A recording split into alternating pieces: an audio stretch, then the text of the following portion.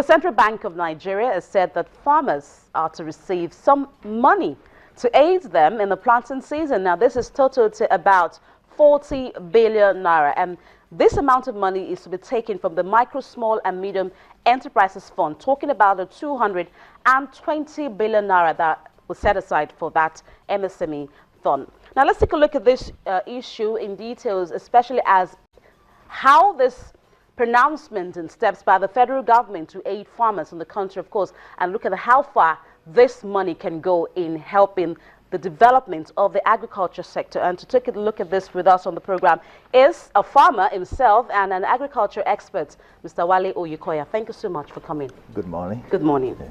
Now, what do you make of this Uncle's Borrowers program?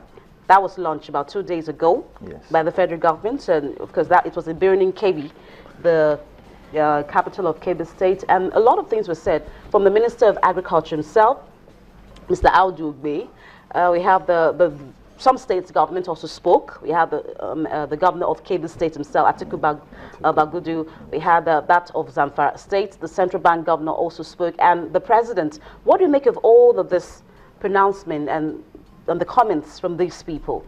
Definitely, it's a very good development, and this is what the farmers have been looking forward to.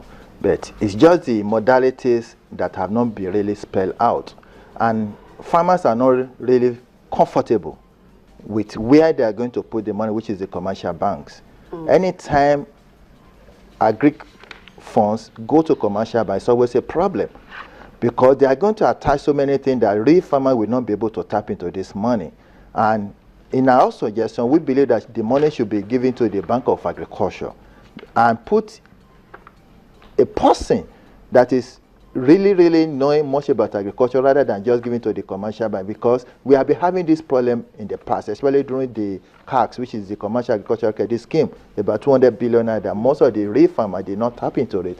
And I'm very glad that the president we have today is a farmer, and the Minister of Agriculture also is a farmer, so they know that they shouldn't have given this money to the commercial banks. Now, the previous money that was disbursed, you mean? Yes, the previous one that was disbursed were given to the commercial bank, which takes 2 years, 3 years, and I bet you this money is going to be lying down in their accounts instead of them to disburse it to the farmers right away. And we have so many challenges. Farmers have so many challenges that this money is supposed to be disbursed right away. And at the same time, we'll be talking that, listen, you don't give this money right away to the farmers. All what they really need is improved seeds, fertilizers, and give them modern tools to work with. And at the same time, the government can really provide processing units in most of the senatorial districts. We have 3 senatorial districts in each state. And this money can go better, because we really want to work with the president we have today, because he has a passion for farming. But if they keep on going the same route that they went in the previous administration, it's going to be a problem, because the real farmer will not be able to tap into this money, and it's going to be a problem. And we are talking of food security. And if you look at what is really happening now, we have so many international conspiracy against Nigeria on our economy, just to ruin our economy, because of the policy the CBN have taken by tightening up our foreign currency. In fact, they went as far, I'm talking of the European Union, the Americans, the Thailand, they took us to the World Trade Organizations, because they don't feel comfortable, especially the Agric produce that we've been buying from the America, especially Thailand. Even Thailand took us to the World Trade Organization also, because rice is part of the 41 items that were banned by the CBN, so they don't feel comfortable. So you can imagine billions of dollars that is going to their economy that is no more coming, so they have to go and report. So we should all support the present administration that, listen, regardless of what the international organization is doing, we should stand by our government, we should stand by economy, we should build our own economy, and the only way we can build it is around the agricultural sector and the natural minerals. And that is why the federal government is paying very close attention to the production of rice and wheat. Yes. Based on what happened in Kebbi State, the emphasis was on products like rice and wheat to give them seedlings and fertilizers and even some money. But the central bank governor was talking about as much as 150,000 naira to 250,000 naira to these farmers that would be involved in this program. What is this money going to be used for? If the enabling environment is there, we are not talking, the government is not talking about providing all this infrastructure to the rural area, especially in terms of road, electricity, because there's no way farmer will be producing, and storage facility is nothing to run home in Nigeria anyway. But if you're going to store most of these items we are talking about, you need electricity. And we don't want this government to make the same mistake of the past, in the sense that it's not only rice, cassava, and wheat that really comprise agriculture. What about the protein aspect of it, which is the poultry aspect of it? They are not really talking about this thing, and that is why you see so many influx of this smuggled poultry products in the country. So there are so many things need to be done, and the real farmers and the stakeholders really need to come to the round table, not just making a law or making policy with the portfolio farmers or with the political farmers. The real farmer really to be involved in this thing. That is the only way the real farmers and the Nigerian local contents can really be improved. Now, you talked about the 3 senatorial districts in every state of the Federation. Yes. Now, let's bring on board the Minister for Agriculture, Mr. Agric. How do you want him to go about ensuring, especially the rural areas that you've mentioned, how can the government help those farmers to go beyond rice, wheat, and cassava and going into poultry, and ensuring that those involved in the production of these these animals are also assisted? See, agriculture is very wide and very vast, and it's not something we can just discuss here. So that's why I said that we should be a roundtable of the stakeholders. Just like what our brother said, is that enabling environment is what the farmer really needs. It's not really throwing out the cash, because this money will end up going to the hands of the wrong people at the end of the day, because you will see so many emergency farmers coming up now. But the real farmers that are really there in the rural areas are there. You have to understand that 80% of the farmers we have today are in the rural areas, 60% women. So how are they taking care? Don't they belong to anybody that can speak for them? They belong to the cooperatives. Okay, does the federal government recognize cooperatives in terms of having to access, the funds, having to identify farmers who really need those funds? They do have the database, but you have to understand that it's the civil servants that are doing this thing. And you have to remember that some of these civil servants also, they are always emergency farmers. When it comes to funds coming out, that, farmers have some money, you see that everybody coming up. But they have not really gone to the villages, to the rural areas, and to the local government. Our local government have been really incapacitated. They're supposed to really be active.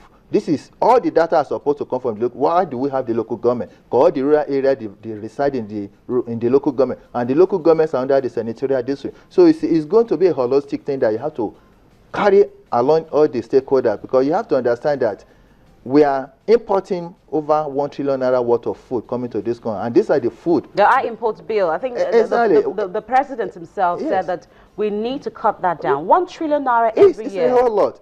And what I'm just advising the government, that as we are saving this money, it needs to be injected back into the farming. And by so doing, you see that once you have so many processing along the areas of this value chain, it's going to be good, because you see that we don't add value to what we do in this country. And I'm advising the Minister for Power, for Works, and the Minister for Agriculture to work together in order to provide rural electrification and the rural road, so that the farmer can really bring their goods from the rural area. Not just that you are just giving them money and there's no road and there's no electricity to store this in. It's going to boil down to the same problem that we'll be running away from. Now, the Minister of Agriculture mentioned some of those initiatives that he intends to bring to the table to transform the agriculture sector. Yes. It mentioned the use of polythene nylon to package our foods, and said that it is toxic. And there is a need to stop using that and use jute bags. What's your opinion about that? Well, as I say, it's a very good idea. What is really coming out, this is still part of the value chain to really put into perspective what we are producing. Because by so doing, you are going to empower so many of our youths. If you look at what is really, most of the violence going around in the country, because these people does not have no job, they are not engaged. Look at the ex-militants. We are even trying to train them to go into agriculture in terms of the capacity building. Look at most of the people that are say agitated for Biafra. It's just because these people are not gainfully employed. So by going through the value chain, by going through the processing, definitely some of these youth will be employed, especially the ex-militant. We don't want them to come back. And you, just like what the president said, that you keep on training these people. Who's absorbing them? They went abroad to study. When they come back to Nigeria, who's absorbing them? Where is the job? So, but if it is agriculture, after training, they can easily set up what they call community farming in their area, in their states. And it's going to be like a family farming. And everybody can be there and be producing. Some people will farm, some people will process, some people will market. That's why I Talking said about value chain value in the chain. agriculture sector. Exactly. We have so many youths that can do this. We are so blessed in this country. We have all the land that are not being used properly in terms of agriculture. We have so many youths roaming about that they could be gainfully employed. And we have the money. And you have to understand that most of this money that's supposed to be helping our economy have been taken out of the country. That's why the president is really hard on the corruption in this country. Okay. And we just have to work with him. All right, thank you. There's so much to talk about. Of course, it is still the early days for the Minister of Agriculture in having to ensure that the agriculture sector moves forward at a faster speed. And at the same time, the state needs to be encouraged also. Okay, thank you so much. We'll surely get back to all of these issues. Okay. We're still following up with what they intend to do, the policies they intend to implement, and how they want to go about achieving the results that they have set out to achieve. Thank you so much, Mr. Wale Oyekoya, an agricultural expert and a farmer himself.